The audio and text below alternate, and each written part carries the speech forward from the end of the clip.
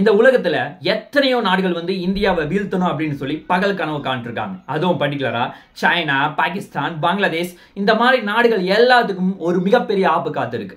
அதுவும் பர்டிகுலரா ரஷ்யா இந்தியாவுக்கு ஒரு மிகப்பெரிய ஆஃபரை கொடுத்திருக்காங்க. இந்தியாவினுடைய உயிர் அப்படின்னா Su-30 MKI போர் விமானத்தை சொல்லலாம். இதற்கு ஏவுகணைய R-37M அப்படின்னு சொல்லப்படக்கூடிய ரொம்ப அட்வான்ஸான டெக்னாலஜி உள்ள ஒரு மிசைல இந்தியாவுக்கு ரொம்ப சீப்பான பிரைஸ்ல கொடுக்க தயாரா இருக்காங்க. இது இந்தியாவுக்கு எவ்வளவு பெரிய ஆஃபரா வந்திருக்கு, அதை பத்தி தான் டீடைலா நீங்க பதில பார்க்க போறோம். ஃபர்ஸ்ட் நம்ம பார்க்க போற ஒரு முக்கியமான விஷயம்னா இந்தியாட்ட Su-30 MKI போர் விமானம் கிட்டத்தட்ட ஒரு 25 இருந்து 30 வருஷத்துக்கு மேல நம்ம அதை உபயோகிச்சுட்டு இருக்கோம். கரண்ட்ல கிட்டத்தட்ட ஒரு 259 Su-30 MKI போர் விமானம் நம்ம கிட்ட அவைலபிள் இருக்கு. ஆக்சுவலா ஆரம்ப கட்டத்துல ஒரு 10 to 15 போர் விமானம் மட்டும்தான் ரஷ்யாவிட்டு வந்து டைரக்டா வாங்கணும். அதன் பிறகு இந்தியாவிலே லைசன்ஸ் வாங்கிட்டு HAL அப்படின்னு சொல்லப்படக்கூடிய ஹிந்துஸ்தான் ஏரோநாட்டிக்ஸ் லிமிடெட் நிறுவனம் அவங்கள மூலமா தொடர்ந்து நாம வந்து மேனுஃபேக்சரிங் செய்ய ஆரம்பிச்சோம். அதாவது கரண்ட்ல 259 இருக்கு, மறுபடியும் ஒரு 13 Su-30 MKI போர் விமானத்தை நம்ம ஆர்டர் செஞ்சிருக்கோம். அதாவது ரஷ்யாவினுடைய லைசன்ஸ் மூலமா இந்தியாவில் ஒரு 70% தயாரிக்கிறதுக்கு நிறைய முக்கியமான முயற்சி எடுத்திருக்காங்க. ஆக்சுவலா இவ்வளவு தூரம் ரொம்ப பெருமையா பேசிட்டு இருந்தாலும் இன்னொரு சைடு வந்து அதனுடைய மிசைல், அதுக்கு யூஸ் பண்ற மிசைல் அப்படின்னு பார்த்தா ஆஸ்ட்ரா MK1 அப்படின்னு சொல்லப்படக்கூடிய அந்த மிசைல் தான். அது இந்தியாவினுடைய ஓன் மிசைல். ஆனா அது வந்து ஜஸ்ட் ஒரு 110 கிலோமீட்டர் மட்டும் தான் போக முடியும். அதுதான் இந்தியாவுக்கு ஒரு மிகப்பெரிய பிரச்சனையா இருந்துச்சு. ஆக்சுவலா நம்ம வந்து எதிரியினுடைய பார்டருக்குள்ளேயும் போக முடியாது, எதிரி அட்டாக்கும் பண்ணணும்னா ஜஸ்ட் ஒரு 110 கிலோமீட்டர் தான் இருக்கும். எதிரினுடைய ஏவுகணையும் பார்த்து அடிக்கணும். இந்த மாதிரி ஒரு நிறைய சிரமங்களுக்கு இருந்தது. இந்தியா வந்து பல ஃபெயிலியரை இந்த சமயத்தில் நம்ம சந்திச்சிருக்கோம் தான் சொல்லணும். ஏன் அப்படின்னா ரெண்டு கான்ட்ரவர்சியான நியூஸ். ஒன்னு வந்து 2019 பாலகாட்ல ஒரு மிகப்பெரிய அட்டாக் வந்து பாகிஸ்தான் பண்ணாங்க. அப்போ இந்தியாவினுடைய போர் விமானம் கொஞ்சம் சிக்குமுள்ளாச்சு அப்படின்னு சொல்லி சொல்லப்படுது. அதுவும் பர்டிகுலரா பாகிஸ்தானுடைய F-16 அப்படின்னு சொல்லப்படக்கூடிய ஒரு முக்கியமான மிசைலை அந்த இடத்துல யூஸ் பண்ணாங்க. அந்த இடத்துல இந்தியா வந்து MiG-21 அப்படின்னு சொல்லப்படக்கூடிய அந்த போர் விமானத்தின் மூலமா நம்முடைய AIM-120C அப்படின்னு சொல்லப்படக்கூடிய ஒரு முக்கியமான ஏவுகணை யூஸ் பண்ணோம். அது வந்து ஜஸ்ட் ஒரு 110 கிலோமீட்டர் வரைக்கும் மட்டும்தான் போச்சு. அது வந்து நம்ம பாகிஸ்தானை F-16 வீழ்த்த முடியல அப்படின்னு சொல்லி ஒரு மிகப்பெரிய கான்ட்ரவர்சியான நியூஸ் வந்துச்சு.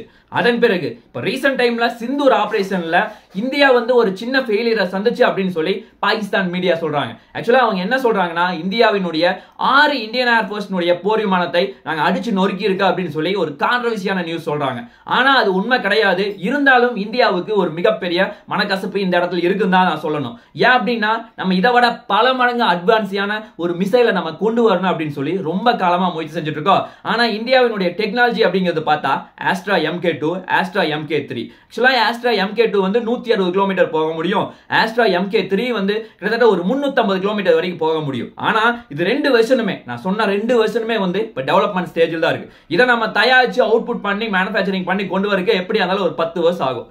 அது வரைக்கும் சமாளிக்கணும். ஏன்னா சைனா, பாகிஸ்தான் வந்து தொடர்ந்து அத்துமீறி இந்தியாவை சீண்டிட்டே இருக்காங்க. அதுவும் பர்டிகுலரா பாகிஸ்தான்ல உலகத்துல எந்தெந்த நாடுகள்லாம் இருக்காங்களோ, அதுவும் பர்டிகுலரா அஜர்பைஜான், துருக்கி, US இந்த மாதிரி நாடுகிட்ட எவ்வளவு வேணாலும் காசை கொடுத்து மிசைலை வாங்கி இந்தியாவை அடிக்கிறதுக்கு தயாராகவும் இருக்காங்க. அந்த அளவுக்கு ரொம்ப கொடூரமான வேலையை செஞ்சுட்டு இருக்காங்க. அதனால இந்தியா யோசிச்சுட்டு இருந்தா நமக்கு ஏதாவது வேற ஏதாவது ஆப்பர்ச்சுனிட்டி கிடைக்குமா அப்படின்னு சொல்லி ரொம்ப நாளா யோசிச்சுட்டே இருந்தோம். இப்போ இந்தியாவுக்கு ஒரு மிகப்பெரிய ஆப்பர்ச்சுனிட்டி கிடைச்சிருக்கு. அதுவும் பர்டிகுலரா நம்முடைய உயிர் நண்பன் ரஷ்யாவை தான் சொல்றோம்.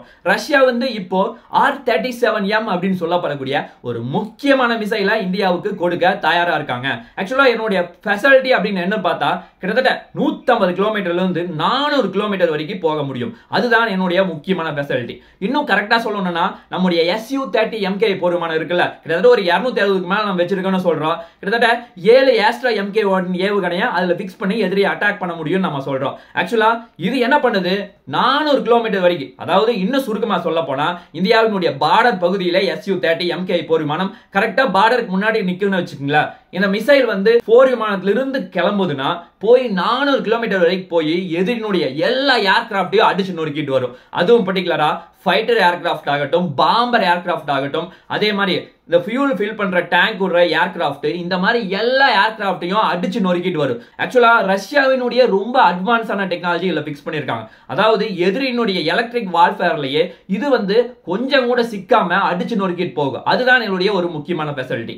இன்னும் சொல்ல போனா எதிரினுடைய கண்ணில் விரல் விட்டு ஆடுறதுல மிகப்பெரிய வெசல்ட்னு சொல்றோம். இது வந்து என்ன வேகத்துல போகுது அப்படின்னு பார்த்தா மேக்ஸ் 6 அப்படின்னு சொல்லப்படக்கூடிய ஒளியை விட 6 மடங்கு ரொம்ப ரொம்ப பவர்ஃபுல்லா போகுதுன்னு சொல்றோம். கரெக்டா சொல்லணும்னா 1 மணி நேரத்துல 7500 கிலோமீட்டர் போகக்கூடிய பவர் வந்து இதுல இருக்கு. ஆக்சுவலா ரஷ்யா எதுக்காக இதை தயாரிக்கிறாங்க?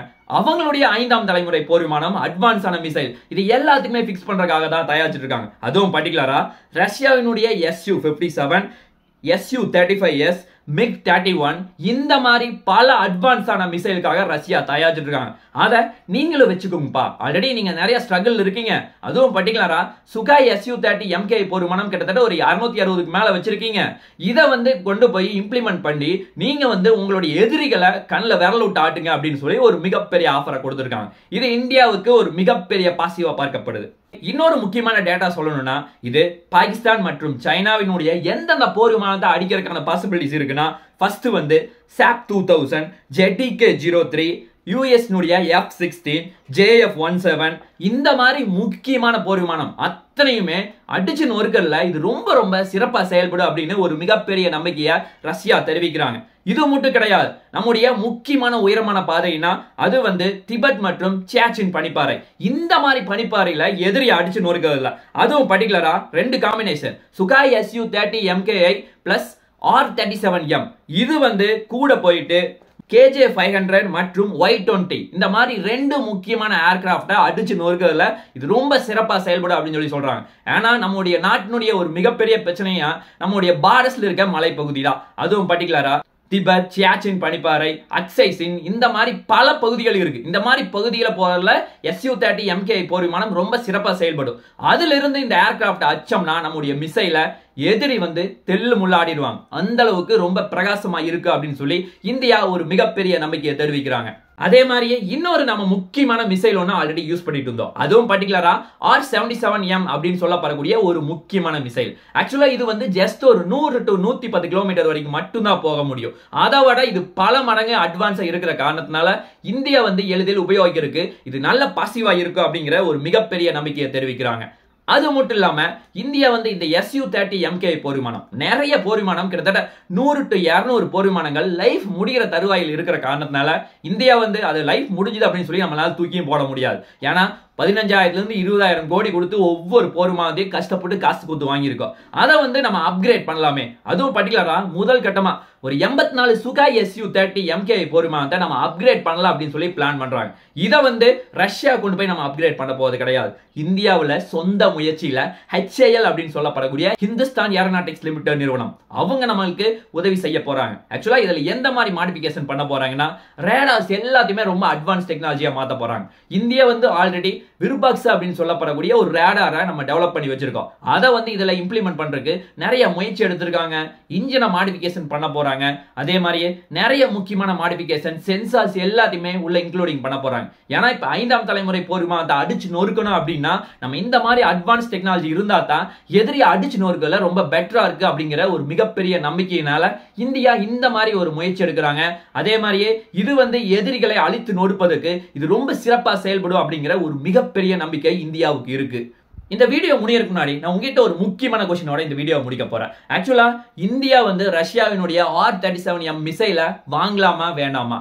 என்னுடைய பாயிண்ட் ஆஃப் வியூல கண்டிப்பா நான் வாங்கணும்னு தான் சொல்லுவேன். ஏன் அப்படின்னா இப்ப இருக்க உலகத்தை நடக்கி, அதாவது நம்மளை சுத்தி சைனா, பாகிஸ்தான், பங்களாதேஷ் 3 பேரும் இந்தியாவை ரொம்ப சிக்கலாக்கிட்டு வர்றாங்க. அதனால அவங்கள சமாளிக்கணும் அப்படின்னா கண்டிப்பா வாங்கினா மட்டும்தான் நமக்கு பிரச்சனை தீரும் அப்படிங்கறதான் ஒரு நிதர்சனமான உண்மை. என்ன நடக்குது அப்படிங்கறத நாம் பொறுத்து தான் பார்க்க வேண்டும். பார்க்கலாம் என்ன நடக்குது என்று சொல்லி நாளைக்கு இன்னும் ஒரு நல்ல ஒரு வீடியோவில் உங்களை நான் சந்திக்கிறேன். நன்றி, வணக்கம், தேங்க்யூ, ஜெய் ஹிந்த்.